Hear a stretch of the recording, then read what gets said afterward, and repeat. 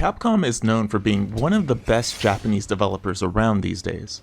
Their consistency and quality has been something to behold, but at the same time it's caused them to be a bit more conservative with their lineup. That makes Kunitsu-Gami, Path of the Goddess, a refreshing breath of fresh air. From its beautiful Emaki-inspired visuals, enthralling look into Japanese folklore, and unique take on gameplay, it might surprise you that this is being made by Capcom. But it's kind of a complicated sell, so stick with me for the review of Kunitsu-Gami, Path of the Goddess.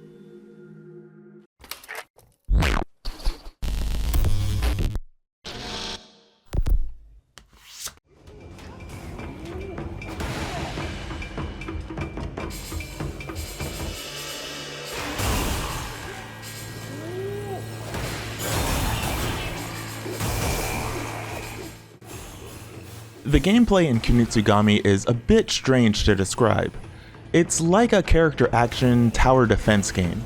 In that, I mean you have to protect the titular goddess from all manner of monsters with a variety of units and your own combat skills. It doesn't feel like it should work or be all that interesting, but trust me, it really is. To keep the review tidy, let's talk about the flow of a stage. Each stage has a day and night cycle. Daytime is your prep phase and night is your combat. During the day, you gather resources, rescue villagers, prepare traps, and carve a path for the goddess to walk towards the goal. The goddess will walk in real time during the day, but she stops at night for the attack. When night comes, hordes of monsters will attack. The rescued villagers can be given roles as your troops to help defend the goddess. Understanding where to place them and how to get the best effect out of their skills is core to the experience. Attack phases have all kinds of challenges in their enemy variety and stage layouts, making not one stage feel similar to the next. Once the day returns, you can begin preparation and progression once again until you clear the area. The basic idea is simple enough, and honestly on paper it doesn't sound that compelling, but in true Capcom fashion, just watching our troops fight isn't the only option. So, our main character has a variety of attacks they can do, from basic sword swing combos to a large range of special abilities. Fighting off the hordes in tandem with our troops is a core pillar to the gameplay experience. Our troops can be assigned a variety of roles that expand as you play. Archers, spearmen, priests, and so on. All of them have their own unique roles and functions to use, so being aware of who is needed and where is key. When controlling So, you have a more character action style of combat. The combos are basic, but the sauce of timed guards, counterattacks, and so on are all here too.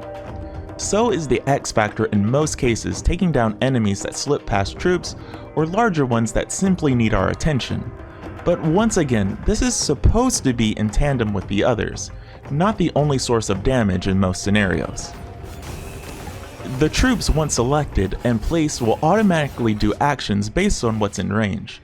They can be placed almost anywhere and at any time, making things quite organic.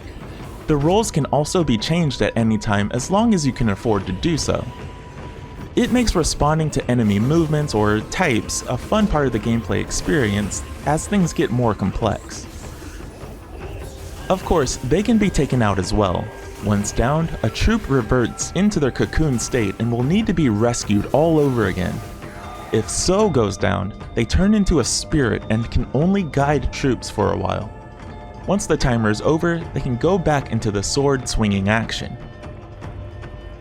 So, and the various types of troops that they can make all have their own unique skill trees as well. While the troops are fairly basic, just unlocking 2 skills and some extra stats, So themselves has a wide assortment of abilities that come online as you play. From more combos to actions to control your team, and even extra types of weapons. They're earned through spending points called musubi. These act as your ability points, so to speak. You can earn them in a variety of different ways, like completing stages, missions, exploration, and repairing bases. Missions are objectives within stages like no damage or defeating enemies in a certain way. This makes replaying the stages an important part of the experience, but also it keeps them interesting too. Repairing bases is simple, as you only need to repair a few places in the base to get your rewards. Doing so gives ability points as well as Enma plaques, which act as your gallery, and lots of little lore dumps for the game. A quite extensive list of accessories can be equipped too. These have passive effects like more damage, health, building speed, and so on. With over 70 items to collect, these are spread all over and unlocked in a variety of ways. They can be real game changers depending on what you're trying to do. Also, some of them are just purely for fun, like making villagers dance when you go near them. You can also make sweets for the goddess. These are all traditional Japanese sweets with the usual Capcom flair of beautifully rendered models to represent them. If you've ever been interested in Japanese sweets and the history behind them, you'll be plenty satisfied here. The goddess can be offered sweets and occasionally will offer a reward for doing so. It's not an important aspect of the game, but it's a nice novelty. The abilities earned also let you do more in stages and of course fight better too. Simply blasting through stages won't let you see or earn everything. And of course, there are a number of bosses to contend with. Not to spoil anything, but some of these encounters are really neat and give you plenty of reason to chew on the game's mechanics. The gameplay here is way more dynamic and interesting than I first thought it would be. The opening stages really do not do justice to what the game eventually turns into in the later stages. Everything just becomes that much more active and interesting as your troop possibilities expand and the enemy variety really kicks into high gear. But once again, this type of gameplay is definitely odd and it's a hard sell at a glance. So let's jump into another aspect, the presentation.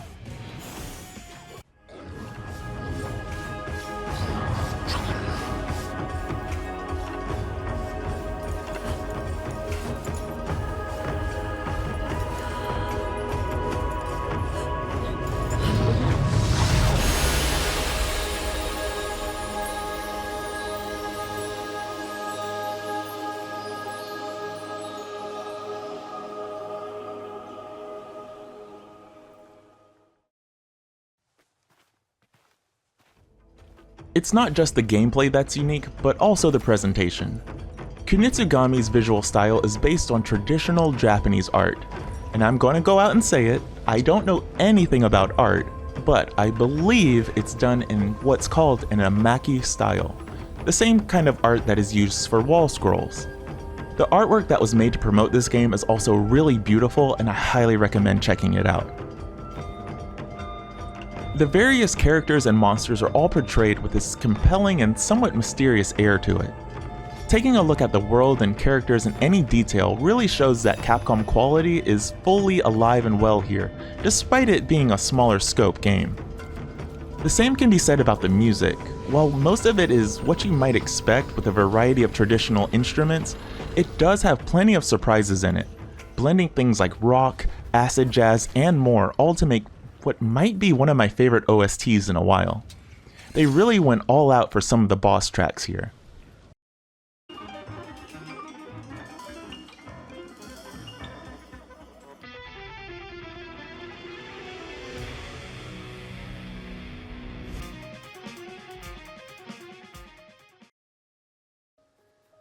Something interesting here is just how much of this game isn't translated. Nothing important, mind you, but things like villager names are all written in hiragana and kanji without any subtitles. If you can read them, it's neat, but it just keeps things like the unified theme going throughout. Going along with this is the performance-inspired movements on display here. So's combat style is like watching a traditional No or Kabuki performance.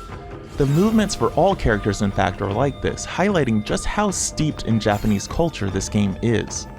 The ritual dances performed at the end of each stage to purify the gates gives the same energy.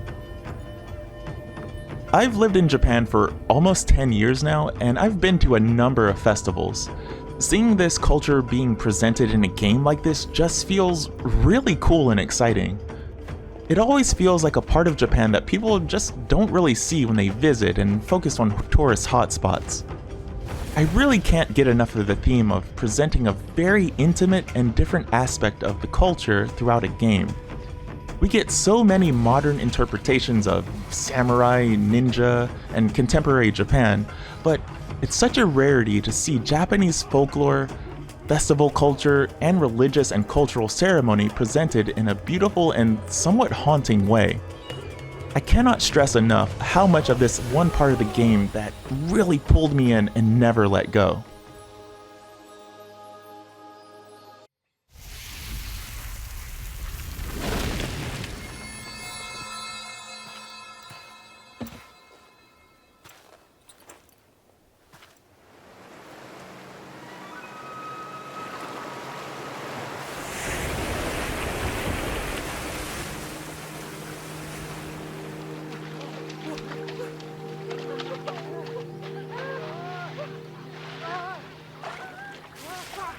The story of Kunitsu-Gami is more reserved than you might expect. Instead of a variety of bombastic cutscenes and dialogue like Capcom is usually known for, this game is actually almost entirely silent. A few words of mysterious exposition in the opening is basically all you get. Villagers in the game do have grunts and cheers, but it's never used for exposition. So our main character also never speaks. The only time you might hear words is when the goddess has a very gentle speaking voice when you visit her. She usually says things like welcome and be careful, or when you're playing stages and she's in danger and she asks for help. The story here is more theme-based than a straight narrative. It gives the player something to chew on rather than telling them a direct narrative from beginning to end. That said, you can piece together the story being conveyed here quite easily.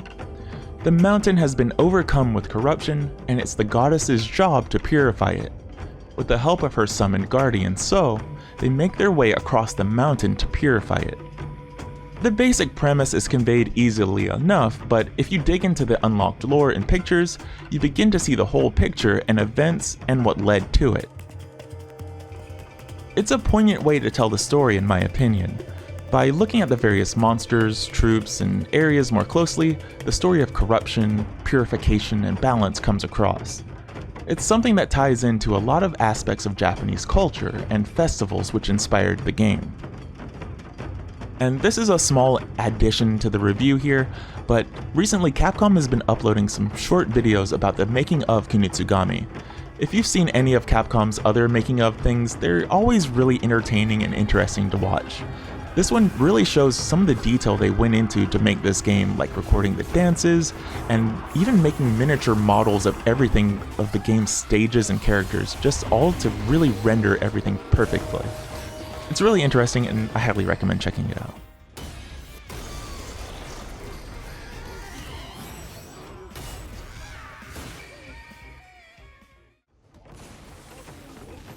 So, as you can tell, I really liked Kunitsu-Gami Path of the Goddess. It's a beautifully realized look into a side of Japanese culture that we rarely see.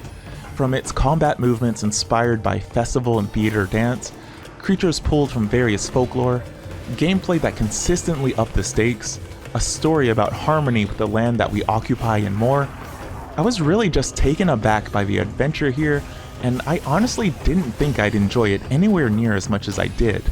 I went in purely on faith with Capcom, and I'm glad that I did. If it looks even remotely interesting, I highly recommend Kunitsu-Gami Path of the Goddess. Its initial impression might not grab you, but if you stick with it just a little bit more, you'll see exactly why this might just be my game of the year bar none. And a game that feels like it really just should not be missed. If you're still on the fence though, there is a demo available and it was released on PC, PlayStation, and Xbox consoles. But if you enjoyed this review, you can check out more of my videos here as well. Leave a like, sub, comment, hit the bell for notifications, and let me know if you enjoyed the review in the comments below. I hope to see you again next time. Stay safe out there and be nice to each other. It's a good thing.